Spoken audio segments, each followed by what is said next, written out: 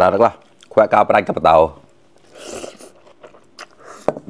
มังเอ๋ยสวัสดีครับสวัสดีทุกคนครับไก่งัวหนาวกะทิกลึงเฉียบปอนปลาโหน่งนะงัวหมัดงัวจะเวกงัวกว่าเก่าหมอนไก่เราตาแอร์ละรอกำร้องงัวหนาวนะหมัดมาเวกงัวกว่าเก่าหมอนกับปอยกะทิแอร์แล้วก็ควันตะโนนนั่นแหละนะวันนี้ก็มากินข้าวเหมือนเดิมครับเนื่องในโอกาสวันชัดมอนนะครับหรือว่าวันบรรพบุรุษมอนครับครั้งที่78ครับก็เลยแต่งชุดมอนครับมากินข้าวด้วยกันครับกับข้าวมอนบ้านๆเลยครับวันนี้ก็น้ำพริกปลาละเหมือนเดิมครับแล้วก็ตับไก่ชุบแป้งทอดนะครับกระจายจุดละวอยสเตียแหน่เราแต่นะเกี่ยวกับดอกแกะก็นับในๆนะอันนี้ขัดไม่ได้เลยครับวันนั้นไปเก็บมาครับดอกเงี้ยวครับแกงกับพุทราครับเนี่ยเมย์ปลาก้าวปลายกับเราแต่เยอะเนี่ยดูแล้วก็ปลาเตาเฉยๆเลยนะเรื่องเชียงกับมุจอเราแต่เยอะกว่างมมาเตาเวกงมก้าวมอนที่เบ็ดมือสิบเซฟยิงกันนงนะเรื่องเชียงกับมุจอหนุ่มไก่หนุ่มแกล้กูเชียตีพายเดอร์ไลเดอร์แฉกับมุมาเตานะเตาเล็กเรื่องเชียงกับมุจอปลาโหน่งนะเมย์น้อยก็มจิ้วเวฟน้ำหนาวกะทิพอกจะจำไว้นะเราแต่แอร์เราไผ่ล้อกวันล้อกะทิคอมเมนต์จุดแล้วก็โมเคลปอย่างนี้นะกี่แต้มนะปอยกะทิแอร์แล้วก็ควันถนนไปแนวแล้วนะในมะนาวทีนะเหนียวกะทิใบทะเลาะเราแต่จุดกำงานนะได้ในมันที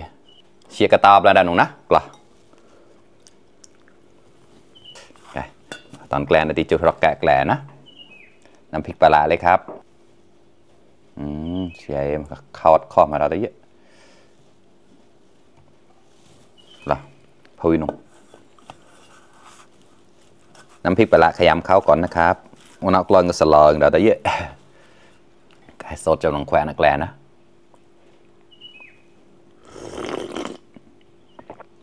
คอพุทราเปรี้ยวนะครับเข้ากันมากเลยครับกับดอกเงี้ยวครับข้อเราได้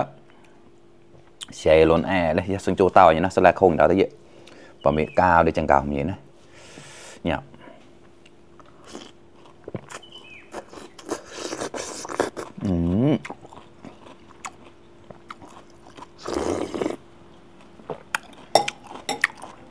ไก่ตานุ่งกล้า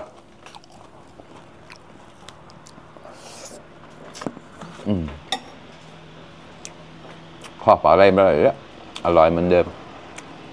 เอามาปอยนะ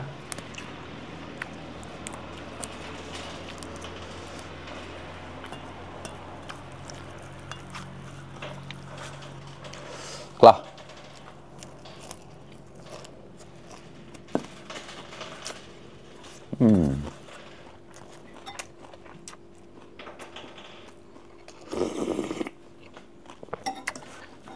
ก็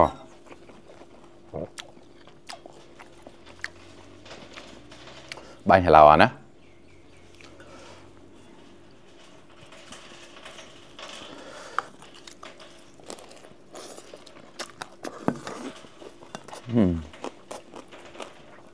ก็รอมากับเราเนี่ยมีก็หลากหลายนะเจ้าเหลือตัวใหญ่ได้ดิเชี่ยกับมากับเรานะกว่าเอาหมอกตุ๊ดตุ๊ด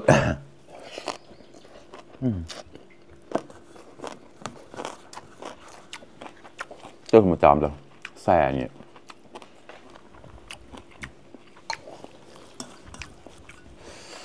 กว่าเนี่ยกระจายนะด้กระจายแหน่นะเชี่ยข้อมาปะนะแหน่จามนะชุบแป้งทอดครับตับไก่ครับเนี่ยอร่อยรับครับลูกสมอครับฮามาอูระก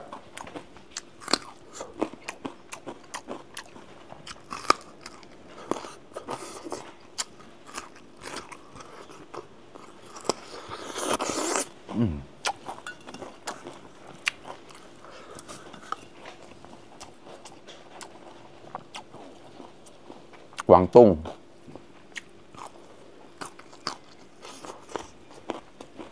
ข้อเ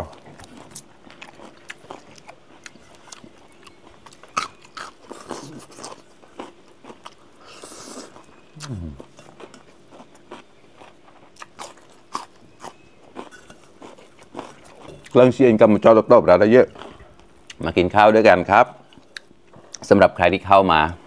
ถามว่าแต่งชุดอะไรวันนี้ก็คือชุดประจำชาติมอญนะครับอันเนี้ยก็จะประมาณนี้นะครับแต่จริงๆต้องใส่สรงสีแดงด้วยแต่วันนี้ถ่ายแค่ครึ่งหนึ่งนะก็เลยไม่เห็นครับไอ้ยายมอญไปนะ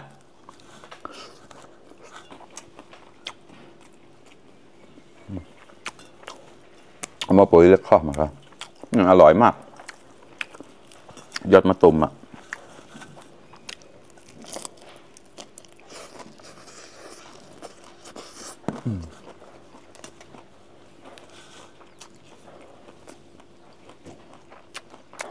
ใบเรา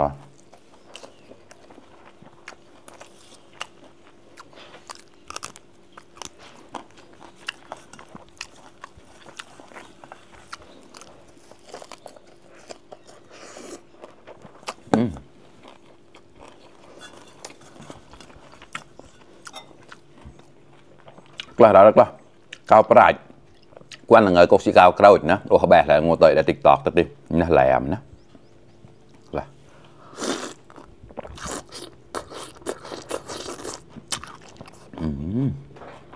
khó đó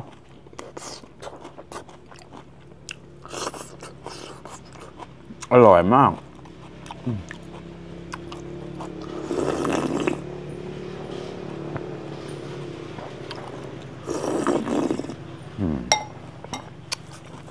Đun cái tàu cọ rau mì xe cái tàu nó sấy mà cả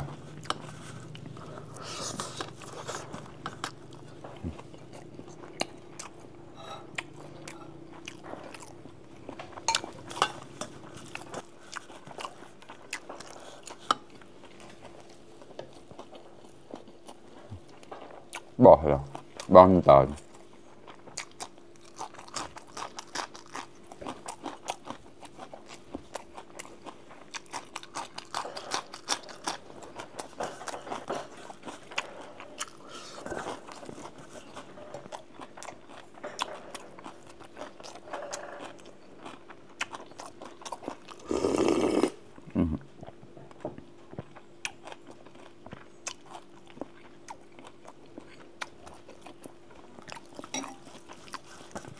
Lah đó là khoe cao bạch cái tàu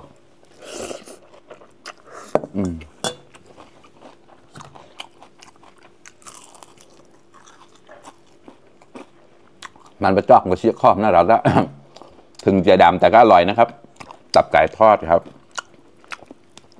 ชุบแป้งทอดอร่อยมาก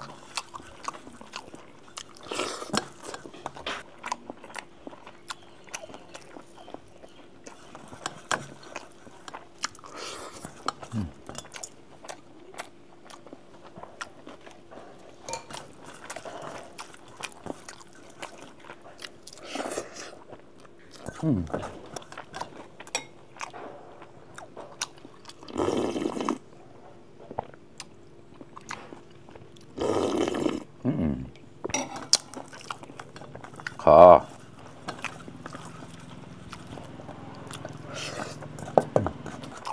กล้าแล้วกล้า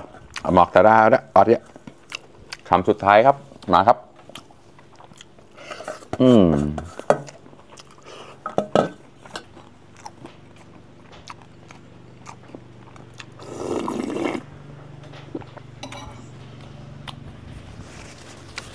โอเคครับอิ่มอีกหนึ่งมื้อแล้วครับอร่อยมากๆเลยครับเชี่ยข้อเราได้เยอะก็เกิดไม่ปลาเราแล้วก็งัวก็ก้าวมอนนะไม่ได้น้อยก็เป้าจะจำไว้นะขอให้มีความสุขในวันชาติมอญหรือวันบรรพบุรุษมอญนะครับครั้งที่78ครับไว้พบกันใหม่นะครับตังกูนราวบ๊ายบาย